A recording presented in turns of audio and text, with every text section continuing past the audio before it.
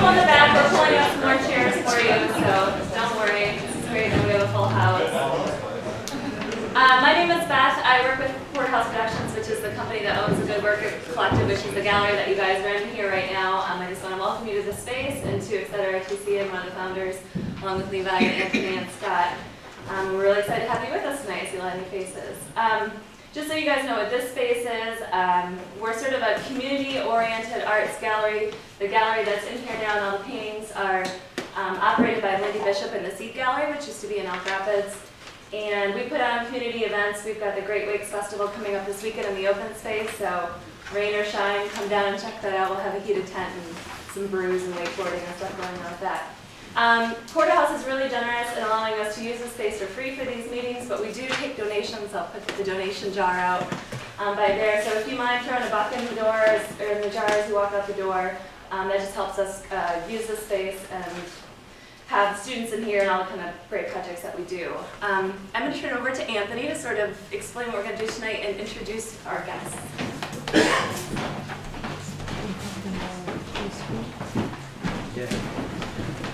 First of all, for all of you standing, we normally have more chairs, but because Porterhouse is doing this gig this weekend with the Great Lakes Festival, did I say that right? Great Wakes Festival. The normal chairs were gone, so there's some extras back there I think they set up, but I don't know if it's possible if we can even squeeze chairs in at all, just so people who are standing can be a little closer. You're welcome, by the way, to come up and sit on the floor. There's a couple extra chairs here, and you can make it look like a picnic if you'd like. There's a room here. There's one here. There's one here. There's one over by the door also.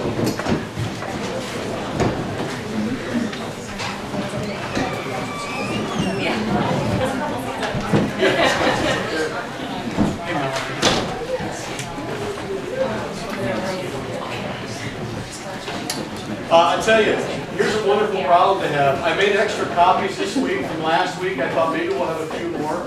We almost doubled our numbers from last month, sorry, not last week. So I'm short on copies. I will plan even more hopefully for next month. And we'll be a little more proactive with our chairs. So thanks everybody for showing up. It's an excellent turnout. I think you're in for a treat this evening with the different speakers that we have.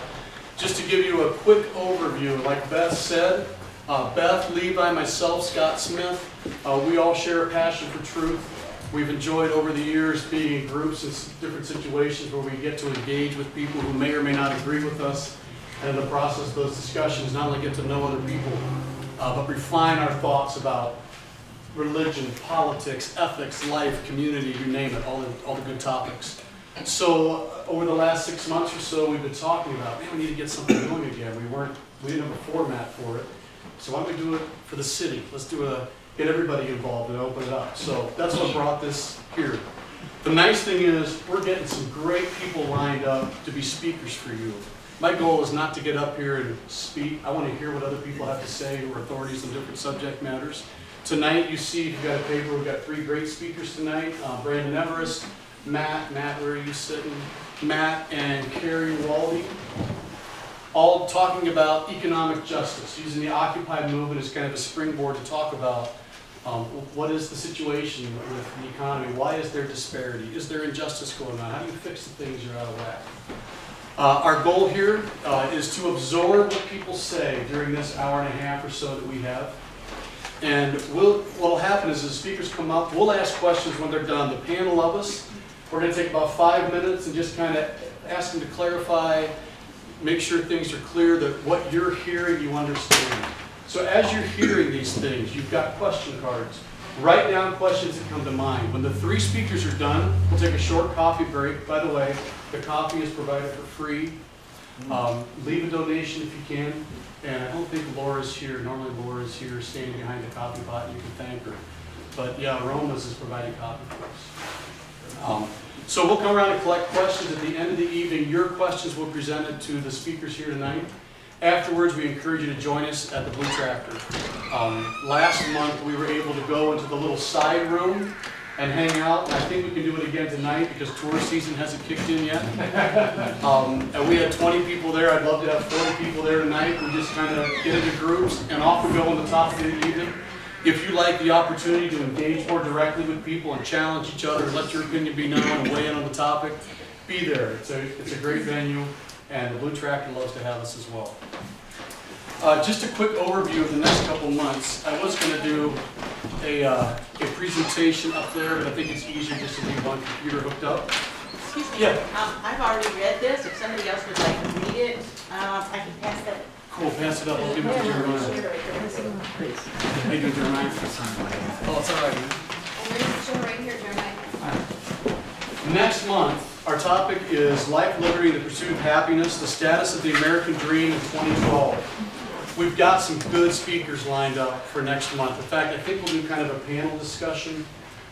It promises to be intriguing. I think we're going to have several generations represented and some interesting historical perspectives, as well as looking into the future of where's America going. So if you follow our Facebook page, just go to Etcetera. The logo, there's other Etceteras online, but the logo looks like that. We also have a website, which is just etceteratc.org. Stay caught up there. I post articles that prep us for the next meeting that's coming up. You'll see who speakers are. We try to put links on Facebook. You can comment on there. You can keep the discussion going if you'd like to in the month between the times that we meet. So etceteratc.org, Etcetera on Facebook. If you were not here last month, we had a sheet where you could sign up with your name and your email address. And I email you a couple times to just keep you in the loop about what's happening. There is a sheet of paper there. If you would like to leave your name and your email address, I'll add you to our database and you'll just get information. I don't bug you too much. But I will keep reminding you that meetings are coming up. Another way to do it is you just go to Facebook and leave a message and say, hey, contact me. I'll send you a message and we can get email and contact information like that. So, all right, I think I'm done talking. So our first speaker tonight is Brandon Everest. Brandon is a professor of sociology at NMC, among many other things. If you've got the paper, you'll see his biography there. He is more than qualified to speak this evening, and he's going to kind of give us a broad overview on a number of topics that are right in his area of expertise. Brandon, come on up.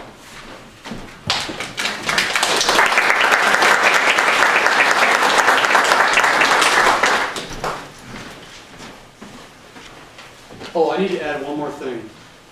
I might at some point get your attention and go, you have 5 minutes. Okay. So don't let that throw you. Thanks. Well, thank you everybody for having me here tonight. Thanks to Etcetera. Thanks for everything that you're doing. Like all of you, the free exchange of ideas is something that's very important to me. And I was put in touch with Etcetera through Anthony Weber and kind of saw what was on the docket, the roster of discussions. And when I saw that some of these economic issues were going to be coming up, especially with regards to the Occupy movement, I figured, man, I've got to get into this somehow, see if there's a way that I can help. I have a career background as a state licensed social worker, as well as being a teacher of sociology and a practitioner of that science here in the community for the Poverty Reduction Initiative, among various other things. In addition to that kind of emphasis on poverty, I also, in my graduate work, did a great deal of study on non-authoritarian social movements, which I think is fair to say Occupy is one, kind of based on horizontalist perspective and practices. So when I heard Occupy, economic justice had to come down. Had to see if there's a way that I could help. So again, thank you to everyone. So what happens to a society when the social class relations become strained? That's the question if Occupy is an answer.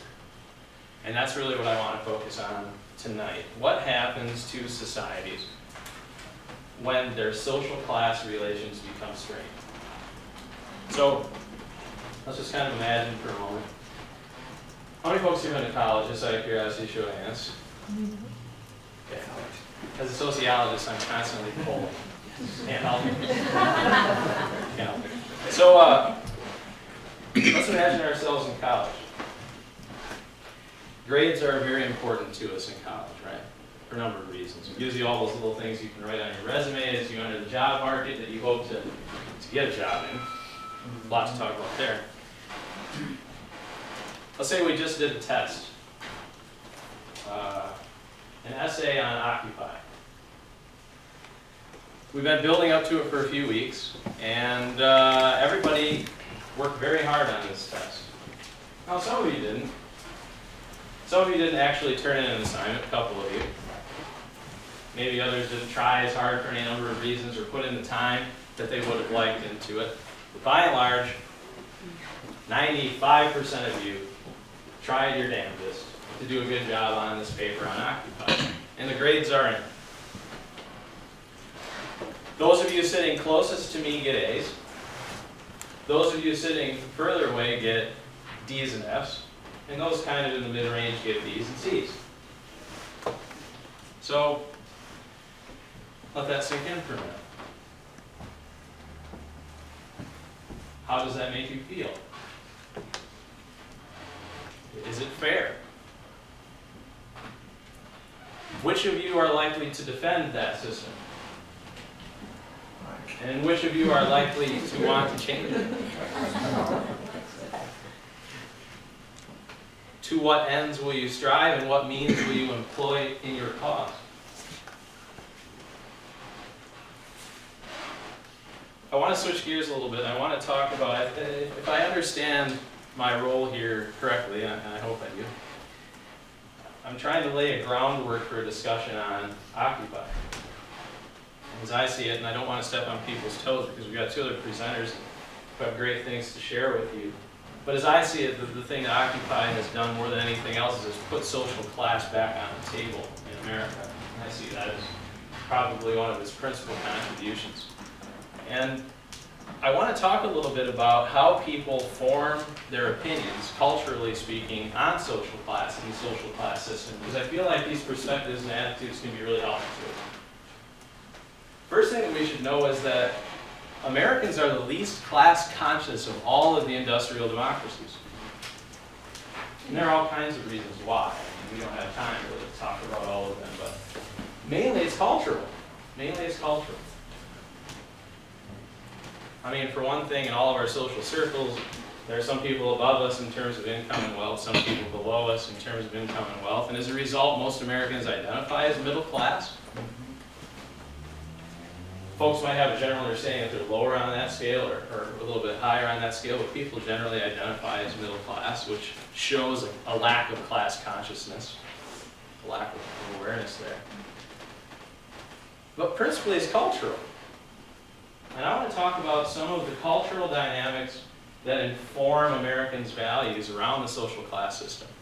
So I feel like this will kind of lay some of the groundwork that will help us maybe to have this broader conversation, but also maybe describe in some way why Occupy was a likely response, or something like it.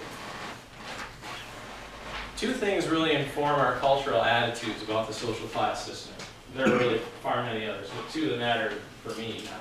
One is the American dream, right? What is that made up of? Really two things, right?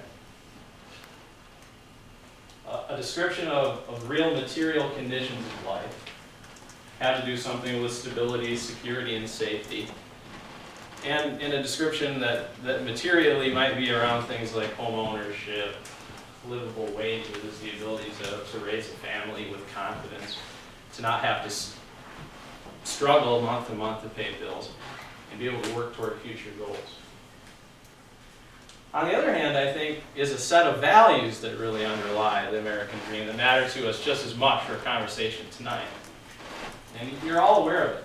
As I say to my students in sociology courses, the American dream is a story that you know more thoroughly and completely than any other story you've ever been told, yet you've never explicitly been told this story.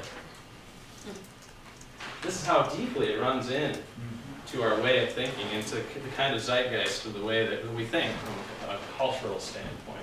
And it's about something about bootstraps, right? This notion that if I work hard enough, and I have this kind of stick-to-it attitude, persevere, and in the face of failure, pick myself back up, brush myself off, and keep going at it, that I too can make it in the race for success. So that's one thing. Ideals. cultural belief systems matter. The other one is of meritocracy, a notion of meritocracy. Right, there's this sense in America that America is at its best when it is able to elevate people to their social status based upon training, talent, and skills, as opposed to other less desirable characteristics like, cronyism or nepotism or racism, sexism, ableism, ageism, heterosexism, all these other things that might divide us. And there's this notion that anything can happen in America. Pair that with the American dream. If we work hard, we stick to it in the face of failure, and work toward our goals, we can make it. So the rhetorical question is, what is missing? And I would say, at least fill in a blank, it's anything having to do with anything outside of me. The notion is that I work hard. I stick to it. I pick myself up off the ground. I get the talent and training, and I have the skills. Anything social at all is completely uninvolved in this entire cultural ethos. As though the people around us, the institutions around us, have nothing to say or do with our fates in the social class system. I'm here to challenge you. And I think so is Occupy. The thing about these ideas, too, is as individualist as they are, and America has the most individualist ethos of all of the industrial democracies. Its explanation of the social class system basically attributes to individuals their station in life as a result of all the things that we just talked about. Now, these things matter too, because if we believe that it's all about you and me in terms of where we end up, that also has logical implications for what we might do about problems that society faces. It also has a great deal to do with whether or not we would even see any problems and how we would define the character of the social class system in the first place. Do we even see social class? So not surprisingly, from this kind of individualist ethos that America has, are also kind of this attribution to the individual in everything that we would recommend to change the social class system. We got to do things like teach people to make better choices, right? Improve upon their work ethics, improve upon their motivation. These are all individual attributions of poverty, right, or of wealth. I am responsible for my wealth. I am responsible for my poverty, or some position in the middle. So not surprisingly, we hear in the American discussions of social class something about people are where they are in the social class system based upon their choices, their character, their motivation, their work ethic, or emotions. Essentially what amounts to a psychological attribution of the problem, or of the issues. In the past we also had biological notions, right? It's kind of when social Darwinism in the past really informed American attitudes of the social class system through the first half of the 20th century.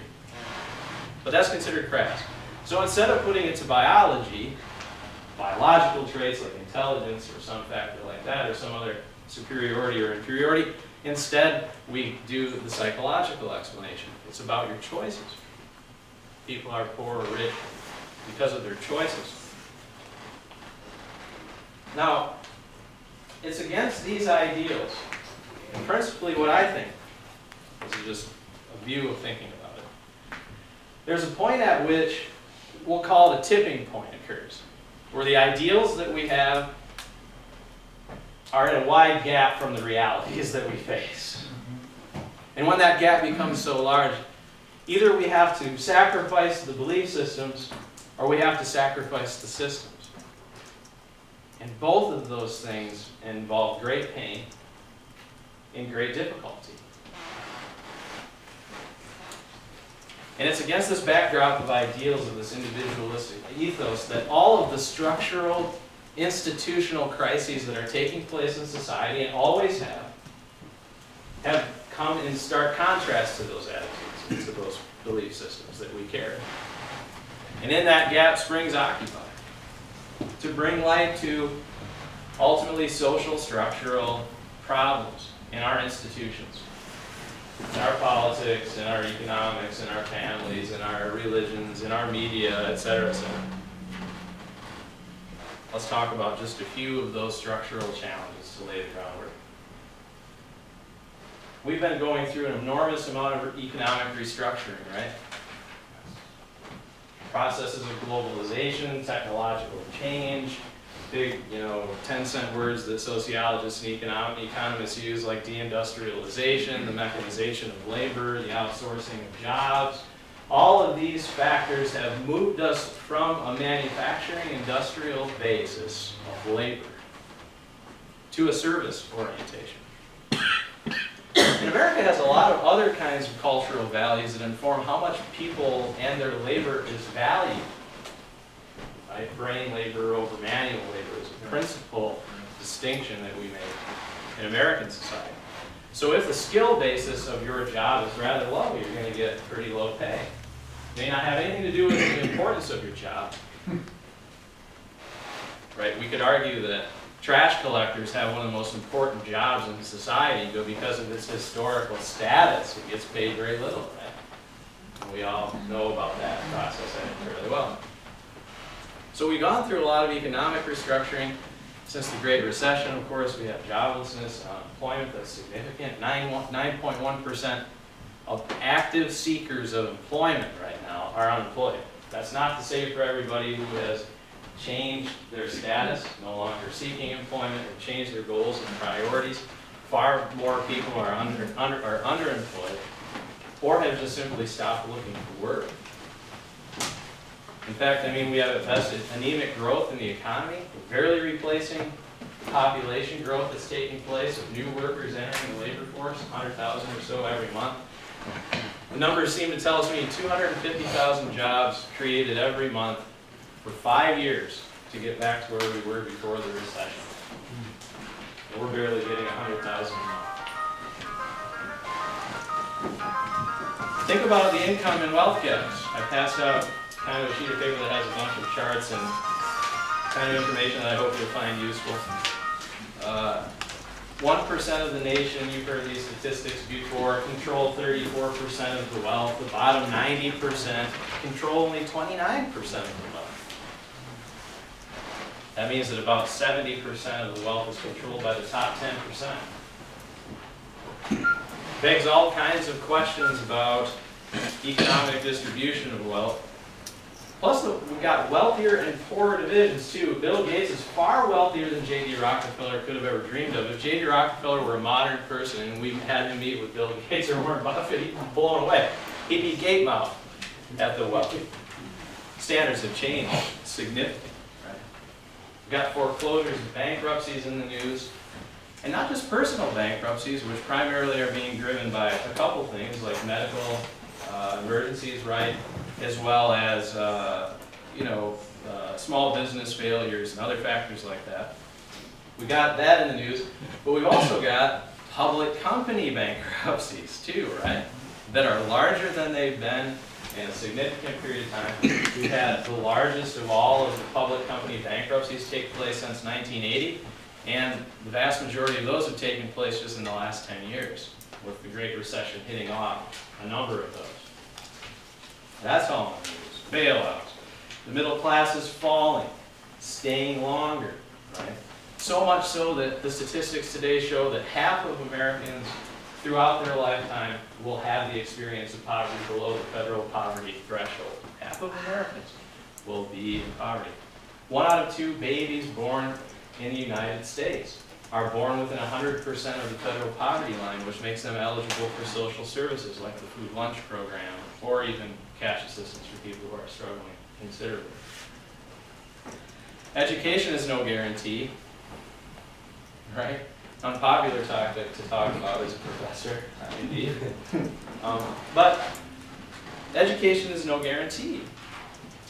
We've got more people coming back to college, getting degrees, which potentially devalue those credentials because the credentials are based upon a scarcity, right? Fewer people have PhDs than have master's degrees, than have bachelor's degrees, than have associates, and so on. At the same time, the tuition costs are on the rise, and student loan debt is on the rise. As they enter a job market, which there are no jobs for. Now let's just stop and think too that the people who have filled the social movements that call for these kinds of economic and political justice, like Occupy around the world, who have been the core folks who have started these? Younger people, educated, from the middle class. The Occupy movement doesn't look substantially different than what's happened with the so-called Arab Spring. Increased downward mobility, right? Only 17% of Americans today believe that children are better off born today. That's down from over 70% just 10 years ago. Now let's think about what that, just attitude change. Priorities and goals that are adjusted from those types of numbers. It's incredible. 1/3 of Americans believe they're moving backwards. Half say that they're not moving forward at all. Significant. 12.1% of American families are the so-called working poor today. That's a significant number. Make almost 40% of all people in poverty, people who are in near or full-time employment year-round, who are not getting out of poverty. Problems related to the family, the feminization of poverty, the fact that youth is an indicator of poverty. The younger that you are in the United States, the more likely that you are to be in poverty. The feminization of poverty, the historical devaluation of women's work, and what that means. The court systems that put children with women after divorce, based on those attitudes, put women in a difficult situation. The throes of poverty hit them hard, and hit their children hard.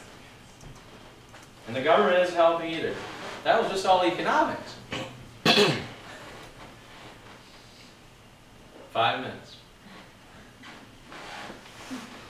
Representation is distant. Right? I can't vouch for what those folks are doing in Washington, and everything seems to be moving toward a nationalization of our politics, right? Away from the local and toward that national level. This is especially problematic for those who are on the lower end of the economic system, right? Because the representation is the most distant. The lower the income, generally, the lower that you are on the social class ladder, the less likely that you are to vote, less likely that you can afford to donate to political campaigns, the less involved in the system that you tend to be.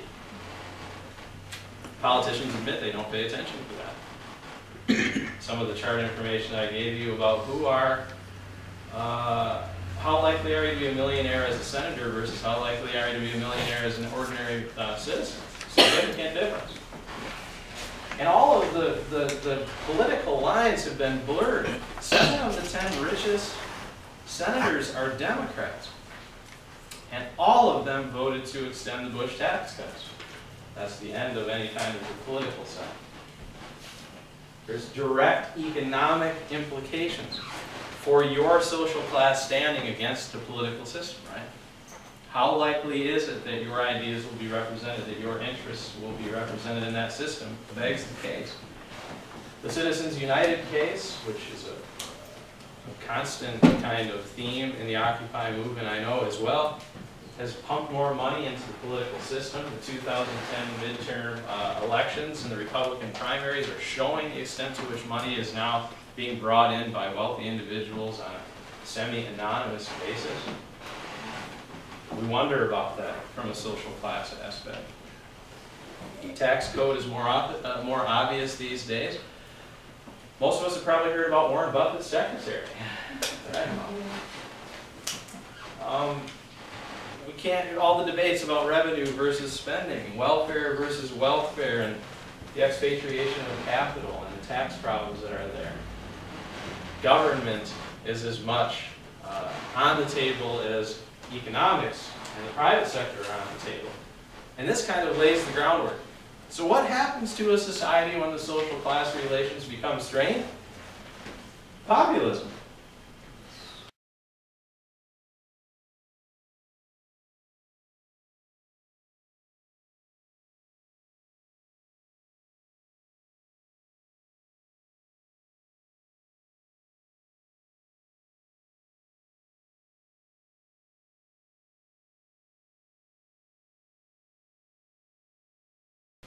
increased class consciousness, potentially class conflict, struggle, right? Revolt, occupy. Thank you.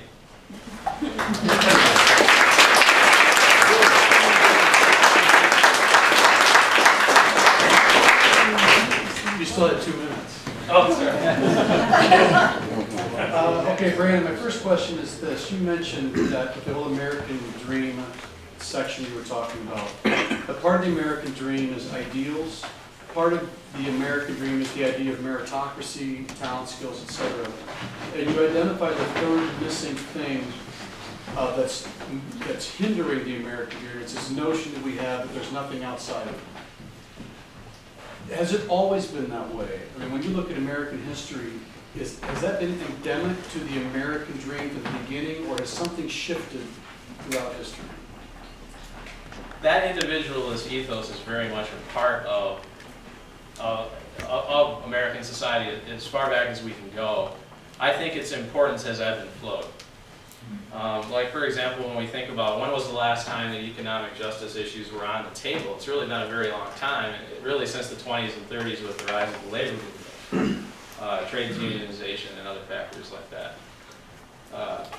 So some of that ebb and flow. When those ideals and realities become wider, a greater recognition of the structural causes of poverty and wealth become more apparent and become a part of the conversation. But by and large, when you ask Americans on the street, they give you individualistic explanations as well as individualistic solutions to problems of poverty and wealth in society. I think that answers. All right, so you've definitely given a great overview of a lot of the problems. So at least in terms of restructuring economically or politically, what would be some examples that you think would be a good path to take? I think that we probably need to move more in the direction, now this might cause some controversy because we say that there are so many problems in Europe right now, right? This might be a little retrograde or counterintuitive. But I think that we need to move more in the direction of European capitalism, social democracy. Because I feel like there is an ethics or an ethos that is part of that that really gives a wide berth or wider berth to these structural problems. So I think that we really need to be having a conversation about how we will pay for the things that we believe America needs in terms of especially of services. How are we going to do it? We're either going to do it as consumers out of the pocketbook directly, or as workers in some way of wages and benefits, or as taxpayers. So before we get to any solutions, we've got to move public attitudes in a direction that can even get us to an informed discussion about what we would do next. But generally, because of what the research tends to show, I think the tax code is a good distributive way to be able to pay for a lot of the services that we would otherwise pay for as consumers. And the only question that I have is not whether capitalism or socialism is better, but who can provide the service for the most effective and lowest cost. If it's government, let them do it. If it's the private sector, let them do it. And then let it flow from there. That's the best I can say without more. Kind of as a follow-up to Pat's question, do you think, based on what you read about Occupy Wall Street specifically, that the people who are involved in that cause are doing the best thing they could for themselves to sort of get the goals of what Occupy Wall Street wants? Is that the most effective thing that we can be doing to get to the point where you're talking about restructuring some of these things? I think it's a step in the right direction. That's about what I can say about that. I think that Occupy's representatives can speak on their own behalf better than I can. From the perspective of social movement building, they laid their ace in their hand on the table right up front. They led with the left bower, to use whatever euchre. Just came right out, bam! And it was effective. But I think that the next step for Occupy is to figure out how to leverage a non-authoritarian horizontalist approach to a more structured representation of themselves in the media, knowing that the tactics are limited. They're going to have to somehow bring some sort of different kind of attention to themselves, I think, to be more effective in the public mind's eye. But having said that, because issues of social class are so much closer to each and every one of us today than it, say, was 10 years ago or 15 years ago, the wind is at their backs. And if they can figure out a way to tailor that message to the issues that we all know to be true, more people will become occupiers than not. Brandon, you talked quite a bit about the system in place in America, and then in one of your responses you noted that you like the ideal of the European system, and I'm loosely paraphrasing what you said. But of course, some of the European countries are having their own set of struggles as well in the midst of that model. Do you see the current trouble in America and the current trouble that's happening in some of the European countries? And maybe you've said this, but this is just kind of a clarification question. Do you see that as a problem that's a system failure? Do you see it as something that's kind of a zeitgeist spirit of the age, like the selfishness that you talked about here? Or is it an individual thing, not to go back to people being myopic about it? But did that question make sense? Do you think that the failures happen because the systems are inherently flawed?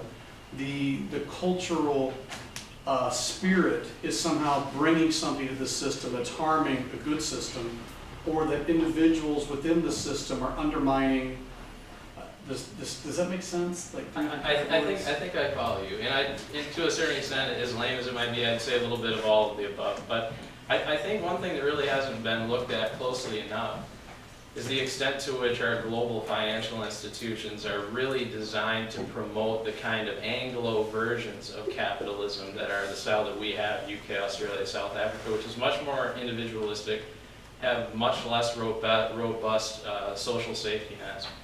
And when we are the ones who are able to essentially kind of dictate the flow of those conversations, and our systems become the standards against which all other systems of the world are judged, of course we're going to be the best and others are going to have to play catch up in some way. And I think the extent to which we're able to dictate those conditions explains, in my view, a pretty substantial amount of the struggles that they face.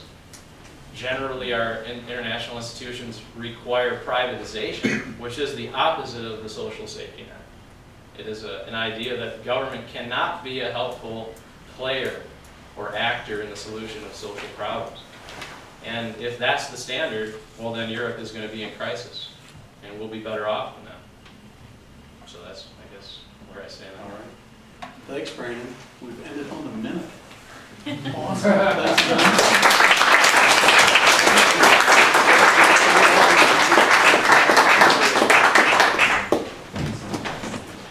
Rather than me walking the whole way over to the podium, I think I'm just going to introduce Matt from here. I just met Matt for the first time this evening, and Matt introduced himself to me as a man who was humble beyond his means, or too modest for my own good. Too modest for his own good. I was asking him what all I could say by terms of introduction, and he was good with the introduction that you have. So I had gone to a meeting of the Occupy group a couple of weeks ago, maybe a month ago, and said, hey, I'd love to have somebody to speak tonight. Long story short, Matt's here to represent them. The group meets on Thursdays also, so I appreciate Matt taking time out of your schedule to be here, and I know they've got a lot of irons in the fire. So Matt's got about 15 minutes. He's going to come up and make a presentation of anything you want to say to represent the Occupy movement. The floor is yours, Matt. All right.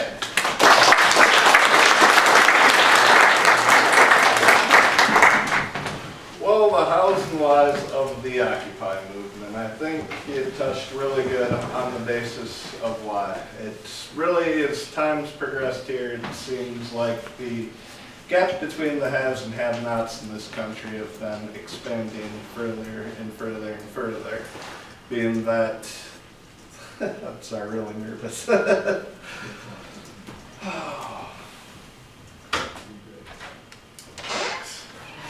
It's why do we occupy? Why do I occupy? More really just seeing where the future is going. As my bio says right there, I've more dedicated the rest of my life towards making sure that we all have a future that's worth having. And getting into the old economic problems that we're facing, it just seems the middle class is shrinking, and with the raise of tuitions, and life is basically just getting harder and harder.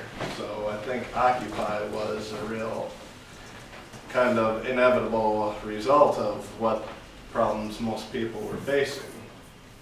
So really with Occupy, I'd say the best way I can describe it is going there to get my shot of hope. And hope being that hope for the future. Hope that worldwide, everything, all the problems we're having right now, that we as a species, we're going to be smart enough to figure this out. And the whole way Occupy works is with the whole everyone being on the same level, being no voice is greater than anyone else's. Everyone has their equal opportunity to get what they have to get off their chest and work from there. And we do that basically by reaching the group consensus with everyone, and admittedly getting 70, 80 people to agree on the same thing in one shape or form is a pretty arduous task, and can be a lot of fun, a lot of disagreement, but I think as a group we've all kept it pretty civil, so that works out pretty good most of the time.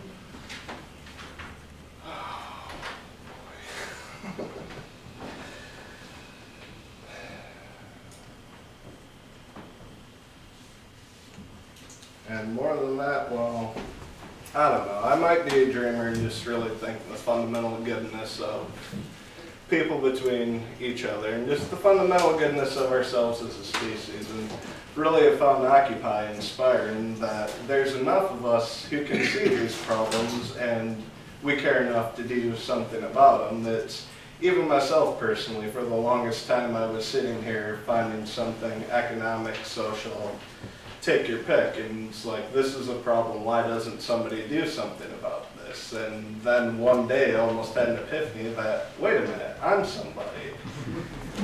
And I really think that's more of just Occupy's been an awakening that more and more people are seeing these problems that all of us face, and it's more of, well, how are we going to get ourselves out of this problem that we've kind of thrown ourselves headlong into?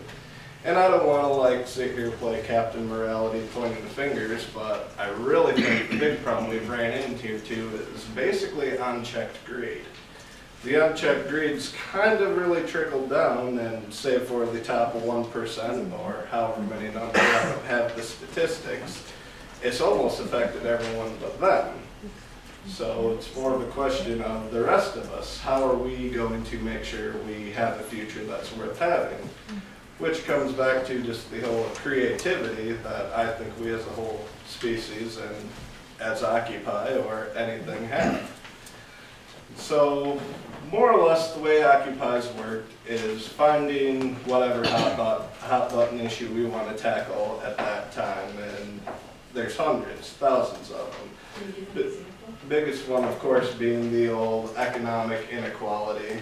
But too, I mean, you can take it into like environmental problems. You can take the food supply. There's Occupy this, Occupy that. I mean, if it was a name brand, it was the 1% would definitely be investing. And more or less, it's just been finding, well, what issues can we tackle and who has the ideas, and basically forming work groups and trying to hammer things out and more or less reaching some success in some parts more than other. And another thing I've really found interesting about the Occupy movement is just its versatility. So many of the critics will come out and say, well, these guys don't have a one unifying message. Well, no, there's hundreds of messages. I think most Occupy groups have fallen under the solidarity, under the economic inequality, since that seems to be the big issue, and I think if we can ever get that figured out, it's going to be better for all of us. And then you find some groups, like say with ours, we're a more local, smaller group and everything. And one we've particularly focused on is as far as like the homeless and like doing things as far as like food donations and everything, and just basically watching out for each other. And the other ones, I know I've been in contact with everyone from Occupy Wall Street, Detroit, Grand Rapids, and each and every city, each and every Occupy group has its own small group of problems other than the whole overwhelming economic inequality. And it's just really, I think, inspiring that so many people have so many good ideas to tackle these things, and slowly but surely we've been working away at them. So it's just, I don't know, it's fun. It's really just sitting here is almost really a sense of empowerment that on an individual level, yes, we can do something. It's just a lot easier to come into a group and find you're not the only one that thinks and feels this way. And really just helping each other out is mostly what Occupy has been about, so far as I can tell. And admittedly, it's a pretty big group of problems we're all tackling, and well, sooner or later I would hope that we get some of them taken care of. I mean, it's hard to say with everything how and when, but even as young as the Occupy movement is, I think it's really, really inspiring that within the first few weeks, months, we were able to kind of change the political discussion. I mean, beforehand, you'd hear of economic inequality, economic injustice. It was out there, but it's kind of in the back. And Occupy, whether we knew it or not, we were bringing that right on the forefront. I think a really good example of that was President Obama's last State of the Union address, talking about economic inequality. I'm wondering, had Occupy never happened, would we even be discussing this as a huge hot issue for the country? I'd like to think so, but I'm a little skeptical. So, yeah, beyond that, I mean, future going forward, it's just holding out and hoping we can all help each other to get that future that's worth having. And yes, even the 1% are included in that, so. Man, you got 5 minutes. And yeah, more or less, I mean, that's Occupy on a personal level. It just seems the right thing for me to be doing right now. And seems more and more people, once they figure out what we are about, it's, well, they aren't just sitting here begging for handouts and trying to turn everything into a socialist country or anything. We're really just a group of people who are asking for the fair shot that I think is part of the American dream.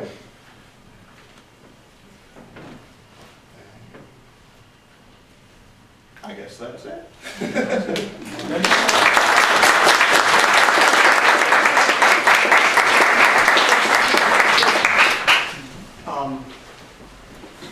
Carey, is it going to take much to set up what you need, or until Scott can help with the BDB. Okay. Matt, you talked about the problem of unchecked greed. How do you think you go about, with whatever the Occupy movement inspires to bring about change, how do you think we go about putting something in place to check the greed in whatever new system or whatever comes from this?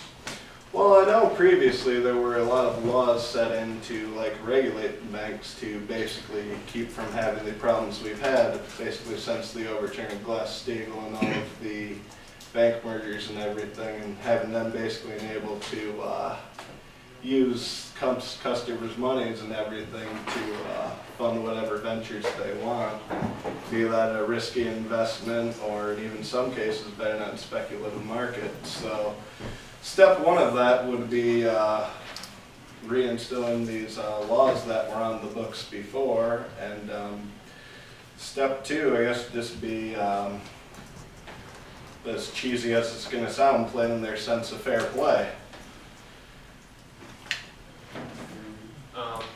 So, what is the Traverse City Occupy's like schedule of events? Do you have any upcoming like actions or rallies or certain I don't know, things that you're fighting? Yeah, well, the big one is we have right now actually at our General Assembly, the other gentleman who was here from Occupy went to oversee the meeting. We have a resident over in Interlochen whose house is getting foreclosed on, and he's wheelchair bound and everything, and we're basically looking at how can we as a group help him from getting kicked out of his house, and having, instead of starting over from scratch, having to go through the whole handicap accessible and from the top, basically how do I get to where I am now and still maintain a decent standard of life. And outside of that, I know it's really more working on raising awareness, and constantly we're taking donations for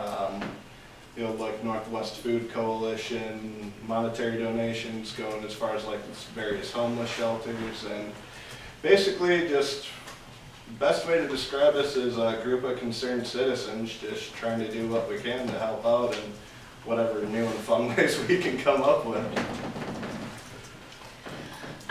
You had mentioned that, like, one of the things that you got being in the group is that you said you get like a shot of hope every week, and I think if you watch the footage of the national movement, you can see a broad range of emotions represented. Some occupiers seem to be really angry, some are really joyful, some are hopeful, some are peaceful. So there's probably a broad range of emotions of why people get involved in the movement.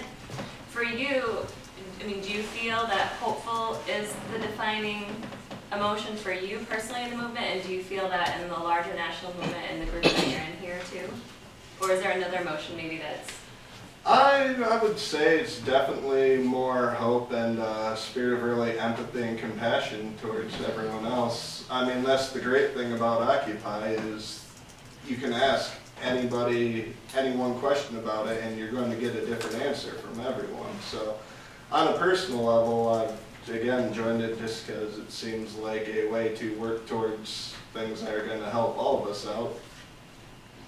So again, on a personal level, I'd say it's definitely more hope for the future than anything that keeps me coming back. So.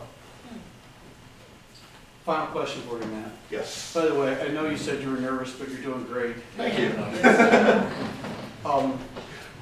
Is the goal of Occupy, when you talk about economic equality, is the goal to completely erase class distinctions, or is the goal to shrink the gap? Are you looking for everybody to have the same, or are you simply looking for a way to make sure nobody falls off the radar, that people are taken care of? I would definitely say it's more of the latter you were saying, where it's just where everyone gets their own fair shot and no one's going to really have to go without. I mean, big critique on us is we're anti-corporate and anti-rich. We're not. It's you can have as much money as you want, just please quit influencing our government with it. So, I mean, again, we're okay with you being rich, and personally I think if you go out there, you do everything to earn what you have, by all means you should have it, but at the same time you shouldn't have the right to deprive anyone else of their fair shot of, well, a good life. All right. Thanks, Matt. Absolutely. I've known Carey for a while, and I think you see in the bio, you're going to hear a couple of cool things. For one, he's traveled all over the world and has addressed issues of poverty in a number of different countries.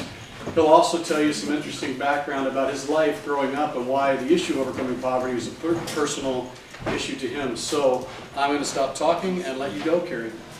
All right, thanks guys. Who'd have thought there'd be a group of people like this showing up for this topic? You know what I mean? Usually you have to pay people like Brandon, sit in there and soak all that learning, and now you're getting all this for free. And I appreciate you coming up here, Matt, and doing what you're doing, because it's not the easiest thing in the world. No. And, so I appreciate that. Anyway, my goal tonight is to toss kind of my ideas in the ring of economic justice and what I think some solutions could be moving forward. Obviously, it's a multifaceted issue, it's a multifaceted problem, and so you can't, I don't think, take a one-dimensional approach to it.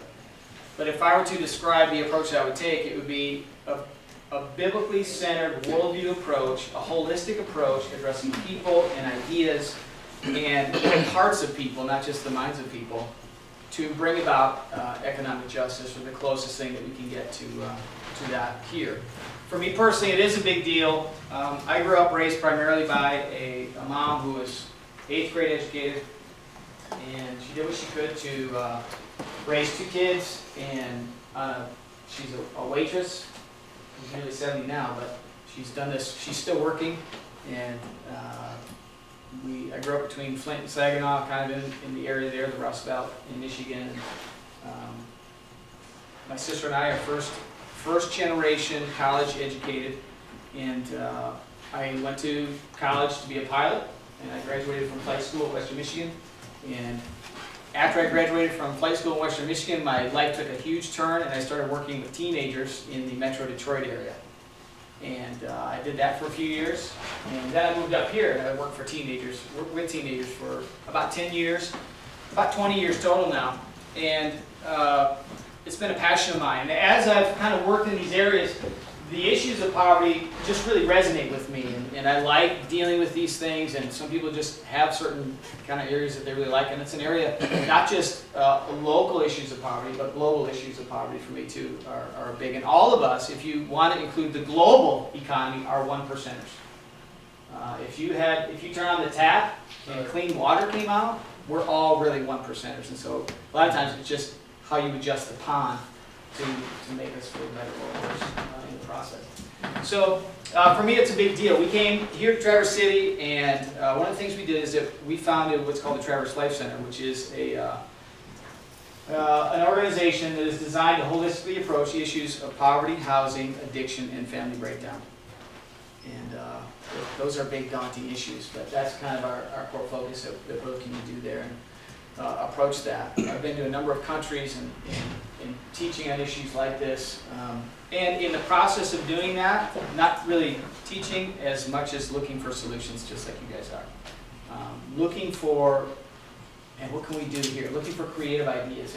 And I think that's probably one of the best things that's coming out of that movement is, hey, let's get together and think, what can we do to solve this guy's problem? What can we do to do that? And focus energy, collective energy is an important deal. So anyway, my conclusion tonight is basically to say that I think the biblical worldview is the best answer to this solution, and then we'll go from there. But I want to build on a framework, a theological framework, and whenever I mention the word theology, this is something that people have been debating for thousands of years, and I don't think I'm going to add anything to the discussion. I just want to put a skeleton that we can put some meat on later. And so I'm going to quickly go through some of these things that I'm going to base a lot of my talk on. So first point of the framework is that everything is God's. You're God's, I'm God's, the whole earth is God's, everything is His. And then the next point is the human race was created in God's image with the purpose of co-laboring with God to steward His creation. Number 3, God has created the earth precisely for the sustaining of life, including the resources used for wealth generation.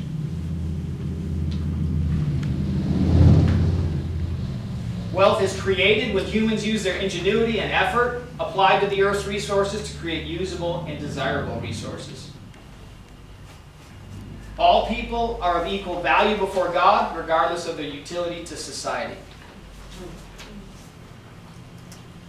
God designed us to be interconnected and to bear one another's burdens, with an emphasis on widows, orphans, and those impoverished through injustice and tragedy. God sanctions and endorses private property rights.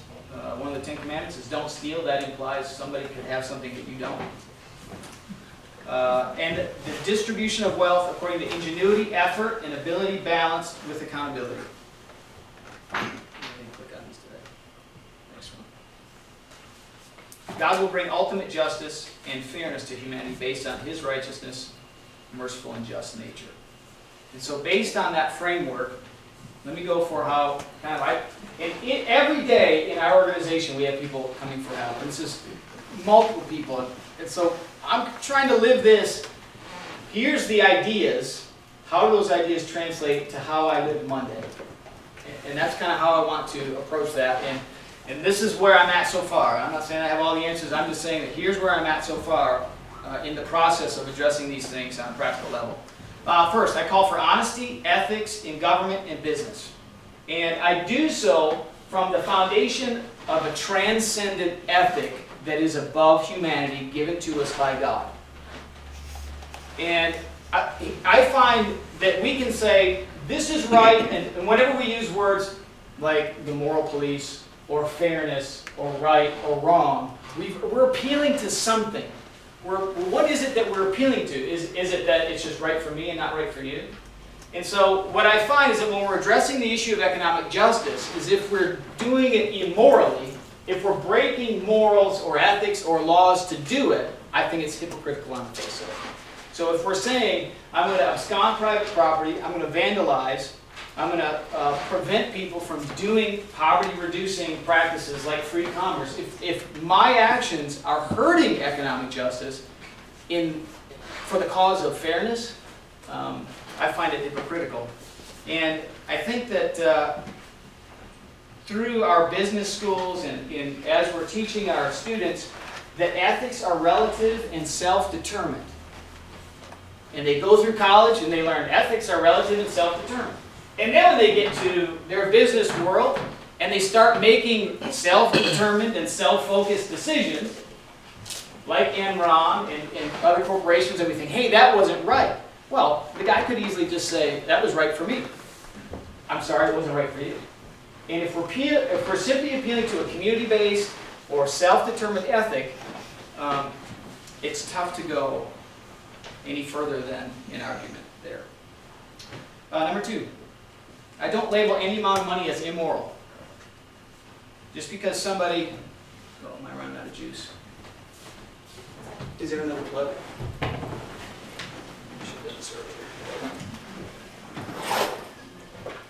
Is there another plug, you know, or am I disconnected?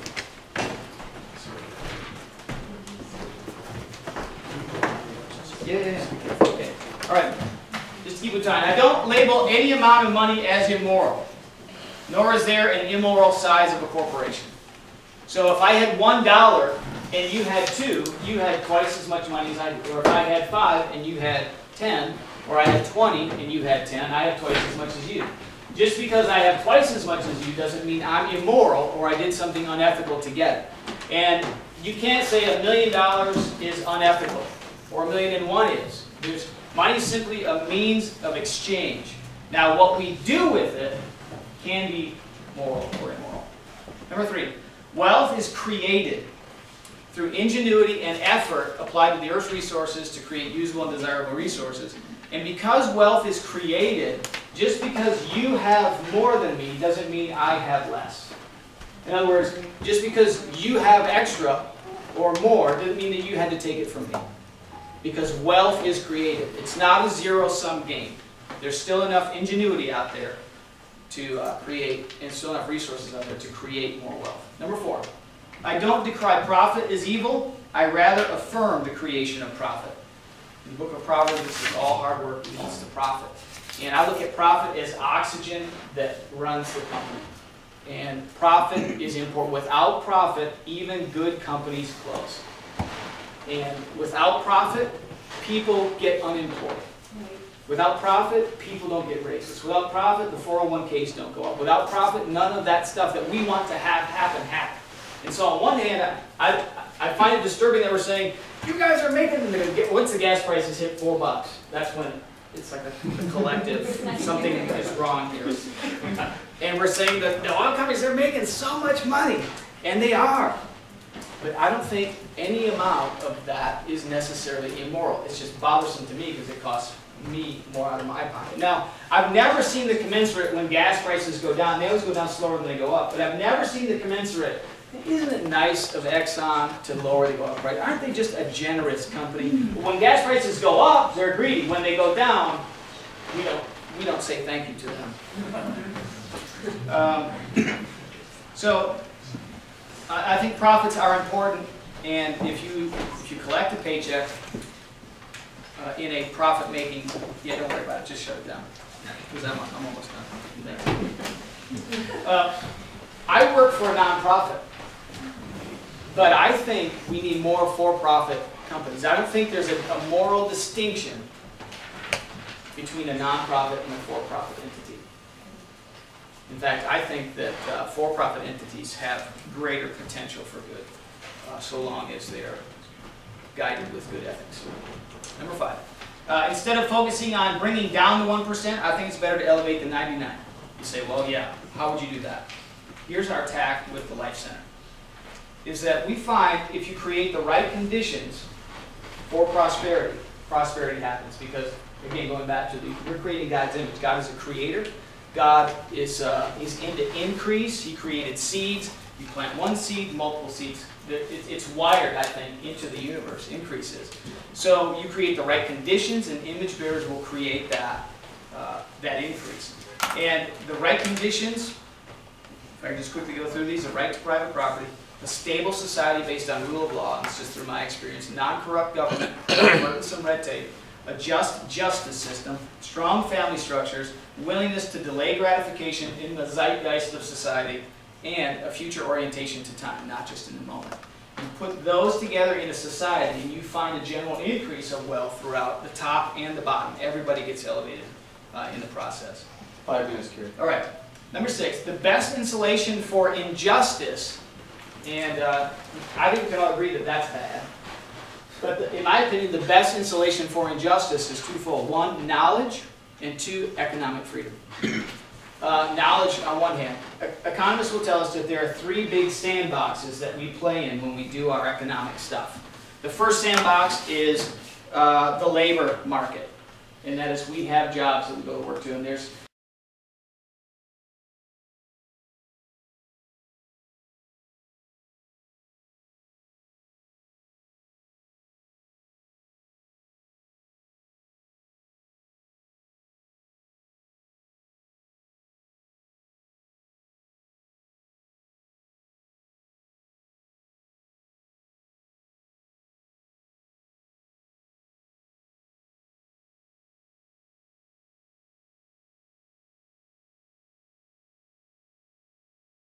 a labor market, buying and selling for wages and productivity. Then there's the sandbox of goods and services. This is where Walmart is king. We all know how to operate. In the labor market, most of us can get jobs. Most of us can go to Walmart and buy something. But the third sandbox is the financial and capital markets. And what I'm finding is that we're graduating students, especially the last, I don't know, I haven't been around that long, but the students that I've worked with the last 20 years have no idea how to play in that sandbox. They don't know the language. They don't have any understanding. When they sign over to buy a house, and you've done that, you go through the stack of papers like that, and you need an interpreter, maybe your realtor, to say, this is what this paper means, sign it. This is what this paper means, sign it. They can't read contracts. They don't understand compound interest. They don't know how to play in that sandbox. And I think it's important for us as a society to say we need to teach our kids how to play in that sandbox. Because if they at least know, they'll know. It used to be the saying, caveat emptor, let the buyer beware. Now it's, let's keep the buyer ignorant so we can rip them off. And I think it's better if we educate students how to occupy that sandbox so that we can say, hey, what you did there was wrong. Instead, I think we're saying, you did something wrong. I can't exactly tell you what that was, but I know that it's wrong. And because so much of that stuff is in there, and I do guest teaching in a high school, and I do a short economics section there. And it's 11th grade, very, very sharp kids. And I can tell you that the terms that I introduced there, they've gone through 11 years of high school or education, and this is the first time they've heard of these terms. I just don't think it's right. I think we should start teaching economic leadership and entrepreneurial leadership about the 5th grade.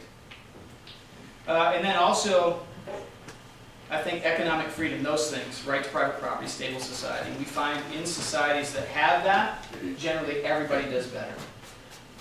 And then number 7 and 8, I think the church uniquely can and should attach morality to certain decisions that affect a person's economic well-being.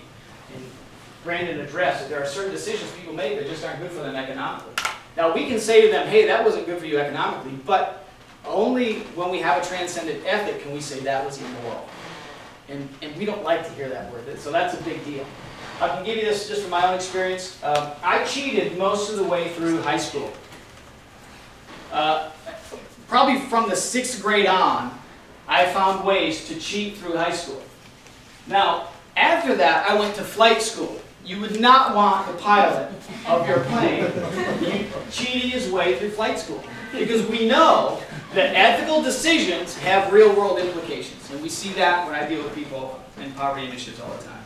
And so the church can address that. And then also, I think it's important for us to teach a true understanding of calling and of ultimate justice, because we can look at somebody and say, you know, should Kelly Ripa make $24 million a year? Should she really do that by telling us just every day what she ate for breakfast? You know what I mean? What is it that she brings to society? You know what I mean? Does she bring more than a kindergarten teacher? Does she bring more than a kindergarten teacher? We could say that, but it's not about, see, we attach value to people according to their paycheck. To me, it's more about everybody has inherent value, and they should pursue their calling. And if your calling is to be a kindergarten teacher, then do that, because that's what God made you and wired you to be. And then hopefully a society will value that enough to afford you the basics of life within that calling. But not everybody's calling has the same remuneration within society, and we just have to be okay with that. God will bring things to ultimate justice in the future. All right? I was ready to say 1 minute and you stopped. No. So.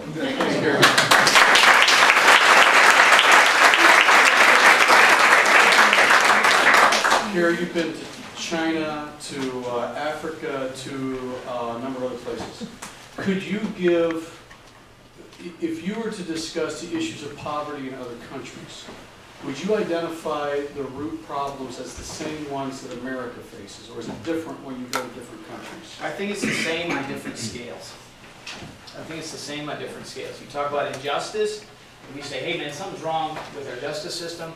It's magnified in a lot of very, very impoverished countries. If you say we need balances of power, I've been to Russia and China, two very socialist and communist societies, and the balance of power is far greater there. The concentration of power is far greater there. I was in China, and I was because I was there on some human rights issues, and I was interrogated and detained by the Chinese police. And I thought, this guy could make me disappear, and nobody would ever know where I was. The concentration of power is so greater, so much greater in those areas that it is frightening. And so, to me, the price of equality, economic equality, in our minds we have this idea of economic equality, although nobody's ever showed you that really happening in society, comes at a heavy price of very concentrated power. And so it's not really that. When I was in Russia not long after the wall fell, you were lucky to get a toilet seat in your hotel room. But every once in a while, you'd see a black Mercedes zip down the drive. Every once in a while, you'd see a BMW and say, man, those are the people in power. And everything else is gray, and you were happy to get decent food there. So I think it's the same. I think it's just magnified in other countries. Kind of a different question, but you mentioned how at first you were going to pilot school, and then you started working with the teens in Metro Detroit. I was wondering if you could go into that kind of turning point, maybe, or if it is a turning point, and Sure. maybe talk about if there's something like inside that really drives you, that really moves you. Yeah, I think for me it was more of it was a conversion experience. It was me saying, I finally made peace with my Maker. And in that process, there was a change of heart in me that happened internally. Prior to that, I was a liar, I was a cheater, and God was merciful as He changed my heart before I really went through the guts of flight school. So I didn't cheat my way through flight school. And, my landings are the same amount of takeoffs that I have, so it's good. You always remember that. So for me, it was a conversion experience, and then really saying, God, what? And it was a progression, because at first I really didn't like it. I mean, flying is easy. You pull back, houses get smaller. You push forward, houses get bigger. But people are really complicated, and dealing with the lives of people in the trenches is very difficult. So it was a process, but ultimately I had to make peace with the fact that I wasn't my own, and that whatever God wanted for me, that's what I would do. And I just tried to follow that progression where I am today. That ended up being actually a really good lead into my question, because I know there are a lot of people in the audience who represent very disparate worldviews, and there might be some people in here who don't believe in God, or are atheistic, or agnostic, or have a different religion. For you, I know, based on your presentation, that these things are all connected and they're holistic. When you're educating people on financial matters who don't share your religious beliefs, what about your presentation do you think is still applicable? Well, again, I think God matters in the real world. And I could say I don't believe in something, but if that something existed, it would matter, whether I believed it or not. I can't take the head in the sand approach to life. I can't just say, well, you all don't exist, because we're made to interact. And so I think my presentation, I don't have to lead with that necessarily, but I think ultimately we have to, for instance, when we're talking about ethics, we have to say, well, where do ethics come from? Eventually that has to lead somewhere. And how does that work best in society? If ethics are self-determined, then he who has the most AK-47 seems to be the most determined. And so I think you can lead in issues of justice, issues of ethics, issues of economy and economic justice are transcendent to all people. And if anything is transcendent, then it's got to connect to something beyond ourselves. And so I think there's a natural bridge there. Final question. Do you see a solution to the economic inequality or injustice, the dilemma that we have in America? Is this a top-down solution where government must change, or is this a bottom-up solution where community, individuals, organizations, grassroots movements? Yeah, which is the head, which is the tail? I think it's a both and in a situation, because most of our schools have set standards in terms of what they should teach, and those are set by government officials. But at the same time, they ebb and flow. A lot of times there can be a grassroots movement that says, why aren't our kids learning accounting in the 5th grade? It's just addition and subtraction. Why is it? And there was a time post-industrial revolution where our society said, we don't need entrepreneurs anymore, we need factory workers. And I'm saying that in the best way. I'm the son of an auto worker. So we moved away from saying entrepreneurs are good to entrepreneurs are bad, or at least neutral. And we don't teach basic lemonade stand stuff to our kids anymore, and saying that this is an affirmed way that you can contribute to society, instead of this is how you can be bad. That's because the lemonade stand would be closed by the police today. Yeah, so I think, yeah, I think it's a both and. I think you have to address both. All right, thanks, Carey. All right, thank you guys.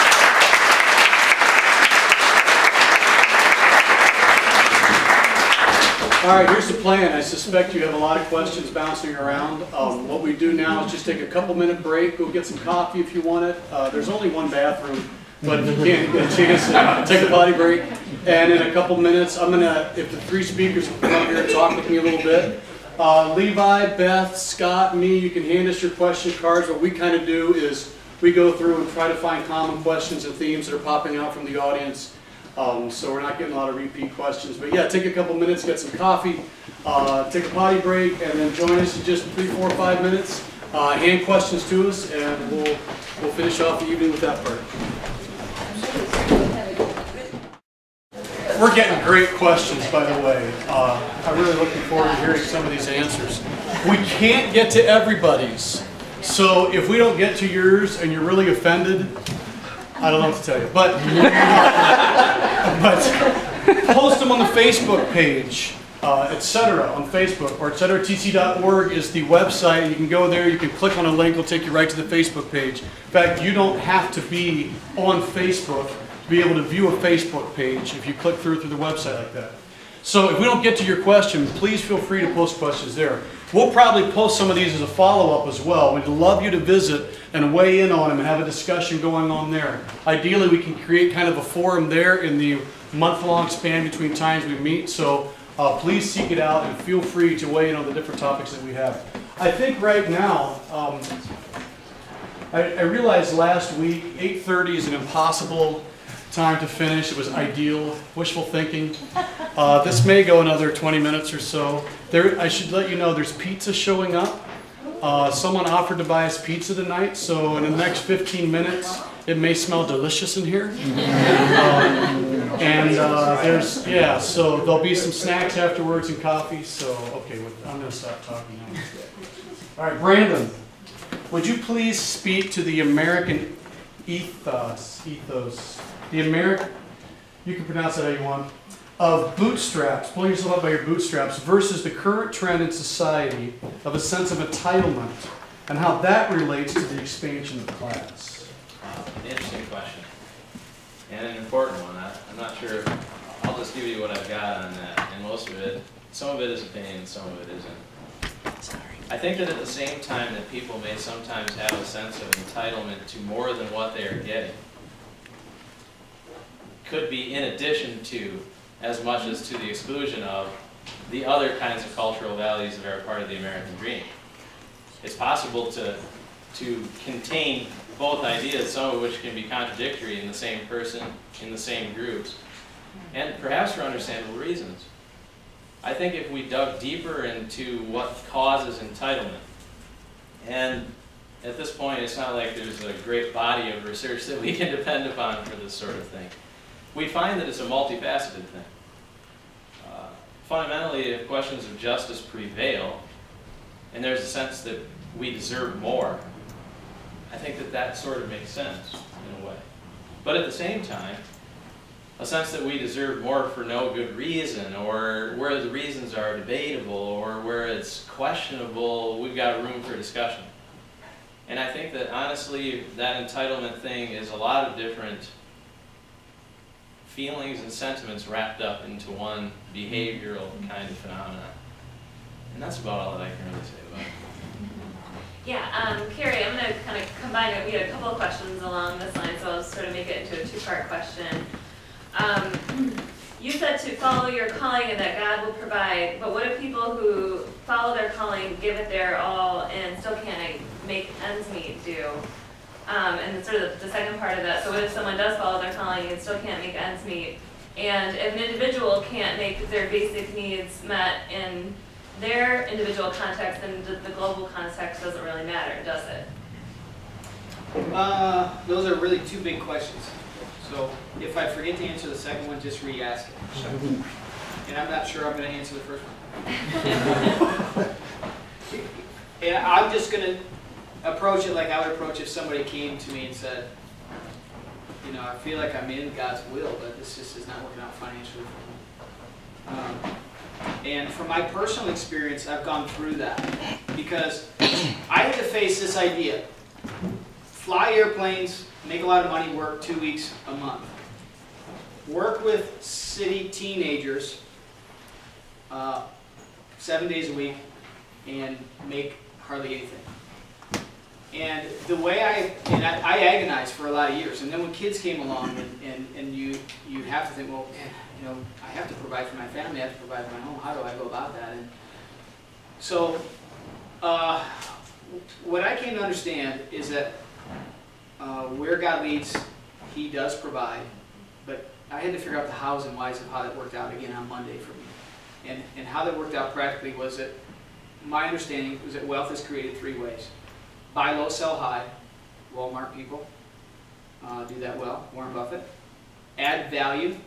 Anybody in manufacturing takes natural resources and creates stuff that creates more value in that, or solve problems. And the harder problems you solve in a society that demands those problems will give you greater remuneration in that. So when I understood that, I thought, okay, within my calling, I wanted to learn to solve the hardest problems. I wanted to learn to add the value the most and how I could. I'm not a real buy low, sell high guy. I never worked retail. So that was out of the league for me. But I knew that I could solve problems and I knew that I could do that. So I went about trying to make myself an expert in the field. And then in the process, even in working with teenagers, I was able to do well for our family.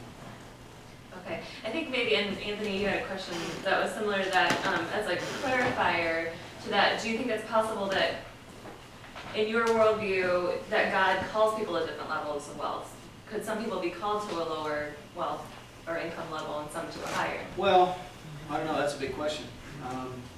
I don't know if God is sitting up there saying that, you know, I think God's more interested in who we are than what we have. And in the process of who we're becoming and what He's made us to be and what role He's put us on earth to do, He will provide for us in those places. Now, I've been in places where, you know, poverty is just, it's horrible, and it does go to justice issues.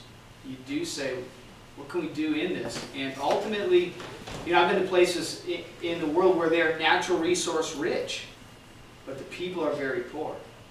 And that, to me, there's a disconnect. There's something is missing in the link. If we're called to somehow take those resources, and with our ingenuity we create useful resources that are marketable, something's missing there. And I think it's, you know, it could be economic freedom, it could be injustice, it could be tragedy, it could be greed-based, it could be morality-based. All those things come into play. So, you know, looking at it, does God want us to be rich or poor? I think He wants us to be who He made us to be, more in terms of character, and then out of that, you know, will come the provision for the vision that He's given us. Levi, do you have one? Yeah, so this could go to any of you or all of you, whoever wants to answer first. But regardless of your economic status, what moral obligations ought we have to one another, and to what extent are we honoring those values?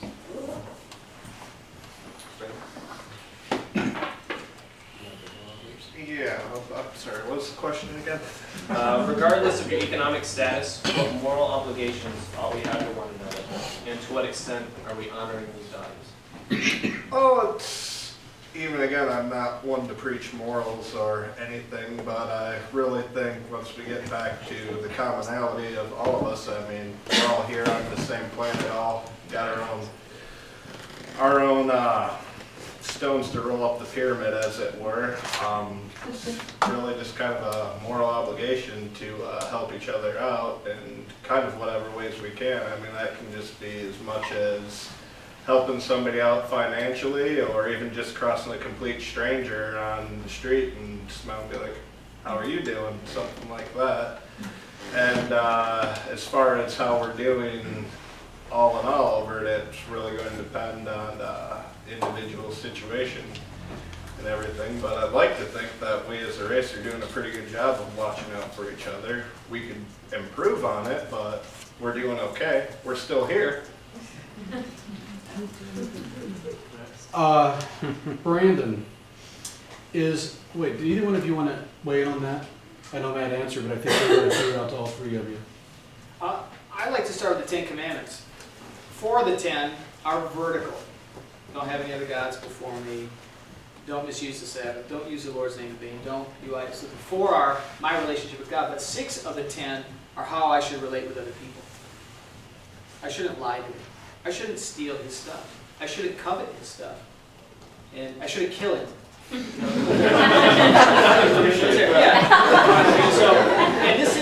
this isn't good ideas. There's ultimate justice that we will answer for how we've done those things. So I think there's a transcendent lever to those things. So I think if you start there, and if we can do that, the problem with the 10 Commandments is that we've all broken them and do that moment by moment. So. I tend to explain justice issues and morality from more of a naturalistic basis, I think it's fair to say. And I think that human beings have an incredible propensity to do just about anything, and so I'm not necessarily a big person on human nature. It seems like we're capable of almost anything, but I do believe that we have the ability for empathy, and that it seems sown in us in some profound way, and maybe the starter of issues of justice and notions of mutual aid. But I think it's sometimes our social structures and our institutions that pervert the otherwise good intentions and meanings of people as they act in their everyday lives, so that empathy takes a further backseat than other values that may not be as constructive for the society as a whole. So I think that if we adhere to our notions of empathy and of reciprocity, or just even self-sacrifice, a lot of things will fall into place from there. Is our sorry. I'd like to Okay. Yeah, I'm cheering. Can we applaud? Is our expectation regarding standard of living, that it increases one generation to the next, compatible with natural limits and population trends? And this may be for the sociologists, but the others, if you want to weigh on it, do. And it also struck me on a related note, Matt, you were talking about the hope that comes with being part of the Occupy movement. And Brandon, I think you cited a stat that was at 17%, only 17% of adults think their children should be better off. Is that influencing birth rates? In other words, what's the impact culturally, population trends, natural limits? We're talking about wanting to move forward. What impact would that have? And at the same time, people are scared that there's nothing waiting for them. What impact is that having? So that's actually two parts. That's two different questions, isn't it? Right. I don't think there's a great deal of social scientific research at this point that we can base an answer upon to the extent to which fear for the future is affecting fertility rates. So I don't want to insinuate my own opinion there, since I don't know that it would be helpful. It would be all speculative.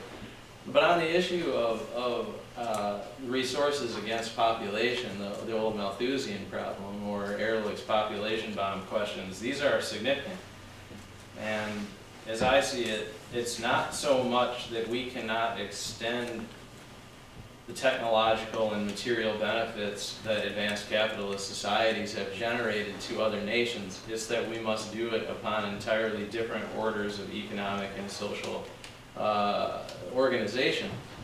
If we can figure out a more solid state, not just recycle sort of orientation to our use of resources, and we can figure out how to take out and put back in shorter cycles, then we can extend the material benefits of our society to others and overcome the Malthusian problem, which is basically the extent to which population puts strains on resources and leads to social conflict.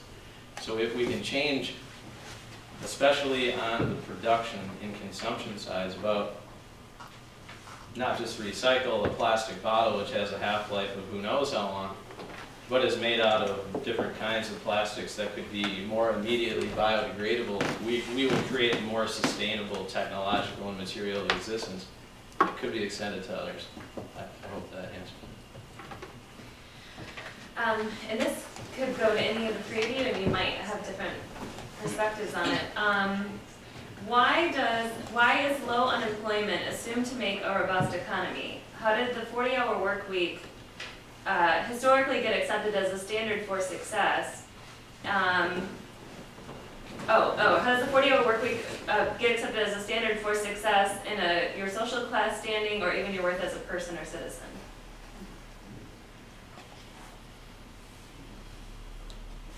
I'm not sure if I entirely understand the question. Oh, okay, so redefine. So we're talking about, and I think Brandon, especially in your presentation, you talked about, a lot of statistics and in the handout about unemployment. And this person is asking, why does low unemployment have to be the standard of success for our society? Is working a 40-hour work week define your worth to as a citizen or as a human being? Well, to the latter question, it absolutely does not. It's just that society tends to remunerate people based on the values that we hold for the labor that people do as a primary way of meeting their material needs. So it's not that it says something inherently about the value of the individual or the group in question. In my view, it has something more to do with the way that society values in material ways what people do. And I don't think it's even necessarily that the 40-hour week, which was an advancement as a result of the labor movement, of course we can't forget, necessarily is the question. It's about what it takes to actually get ourselves out of poverty and keep a foothold in the middle class, stable, secure lifestyle. It takes not just one person working that many hours, it takes two to maintain a family in that position. So it says nothing about the individual, but really more about how society values labor. And then we extend that to perhaps the individuals and groups who may have lower or higher status. This one's to Carey. I often hear that students learn in college that ethics is relative, but I teach ethics, as do dozens of friends of mine, is nearly universally acknowledged by ethics teachers that ethics is not relative. So where are you getting this idea? Who's teaching the ethics class? So I know who I'm talking to. It might be anonymous. Oh, okay. Because the follow-up question would be, what is ethics based on? What are you teaching that ethics is based on?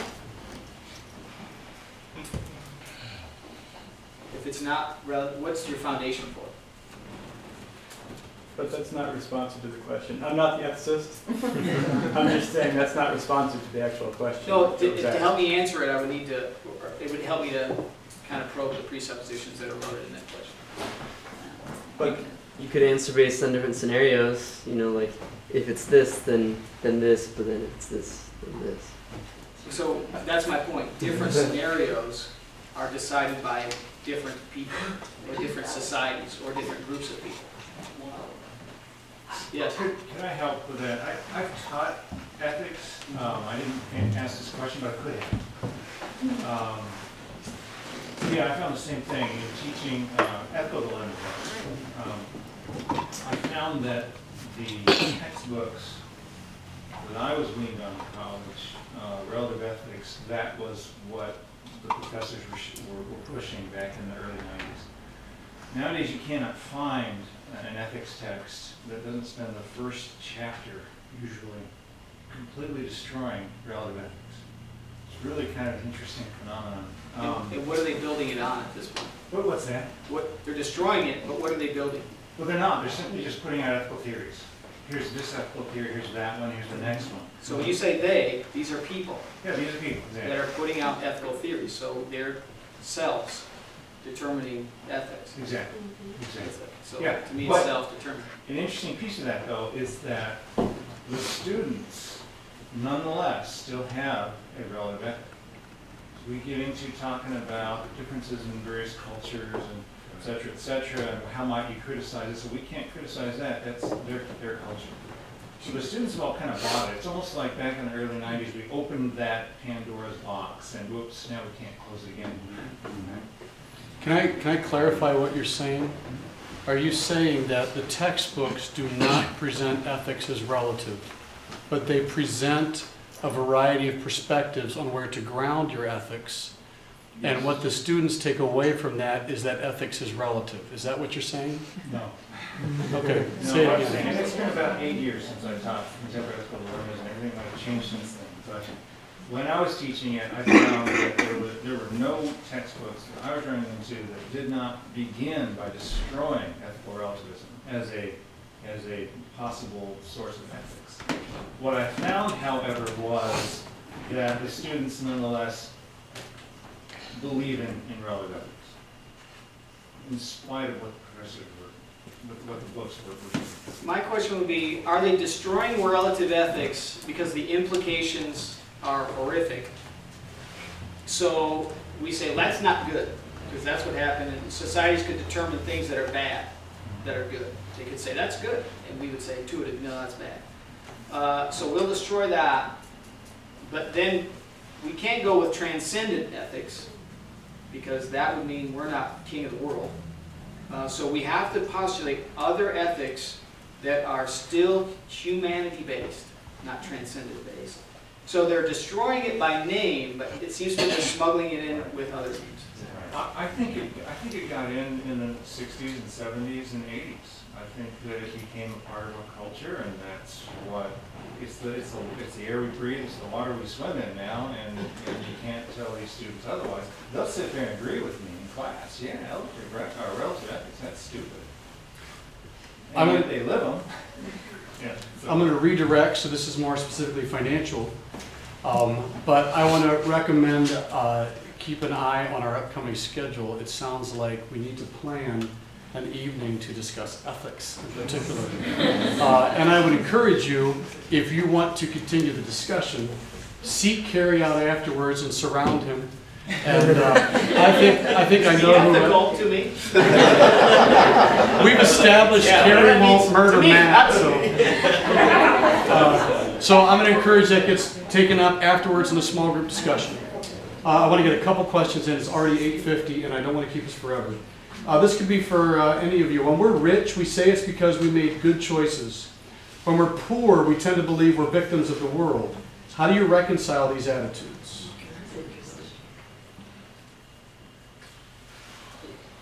I would even say just reconciling the attitude there is really just to look at more of all the contributing factors. I mean, rich and poor is so much of a black and white, it's going to be more of a gray area, and unfortunately for some of us, a lot of self-analysis of figuring out how we got where we were. So it's even again, rich and poor, I mean, it's something where if you got there, there's sometimes, granted, outstanding circumstances, you are going to run into a bad or in some cases a great break, but more often than not, there's just so many contributing factors to one's individual wealth and financial standing. I think it's also the difference between how we see ourselves versus how maybe other people see us. You know, I think there's something wrapped up in that, in the differentiation of the self and others. It's possible for us to feel like victims of a society in poverty at the same time that we might then, if we experience upward social mobility, say I made some great choices that got me to where I was. I think people can be privately, if not publicly, quite enamored with themselves too. And just from a psychological perspective, I wonder how much that may play a part. But.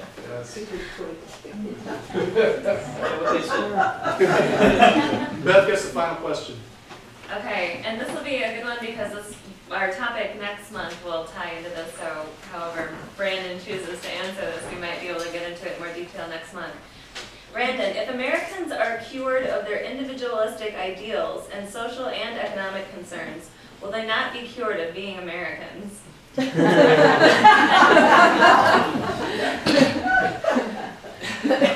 doozy. Wow, there's a lot in that. I think I'm taking pause because I want to try to take this seriously because I think it really does matter. And I'll just talk about what I am advocating this week, since I didn't do a lot of that in my presentation. I think that to a certain extent, we need to adhere to individualism because it is in the individual spaces where we live our lives, and it's what has allowed for the flowering of so much creativity and innovation. That space for the individual must be adhered to. But it's to the extent that we focus on that to the exclusion of society and institutions and structure that we don't strike an appropriate balance from a values perspective, in my view. We cannot, it's difficult to focus on one without taking away from the other.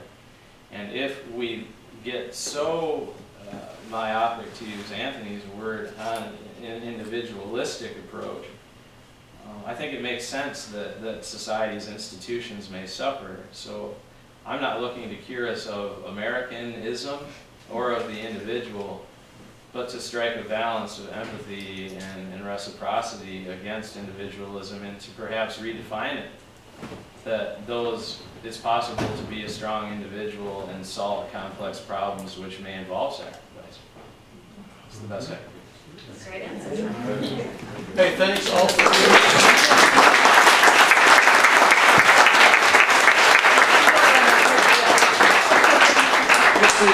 what we offer now.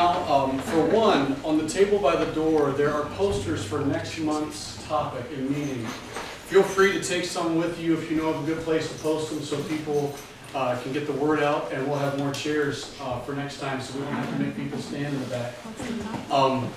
You may stay engaged with these guys. I don't know if they're all three planning to go over to the Blue Tractor at some point, but if they do, surround them there and ask them whatever questions you want.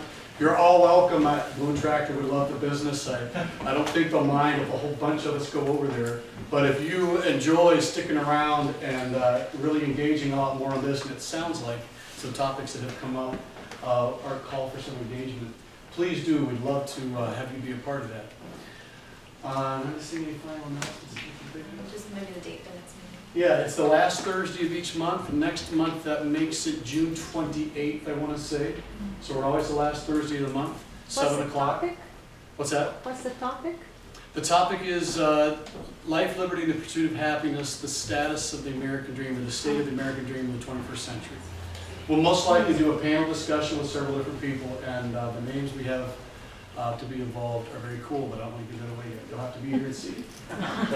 Just a reminder, Beth will be putting a jar by the door. By the coffee. Is it back there by the coffee? If there is. Anyone, is there a donation jar on that shelf by the coffee anywhere? I'll put one out by the coffee. Okay, there's a small one for coffee, and there's a larger one for the Good Work Collective. Thanks everybody for coming. That's all I've got. Hopefully we'll see you next month.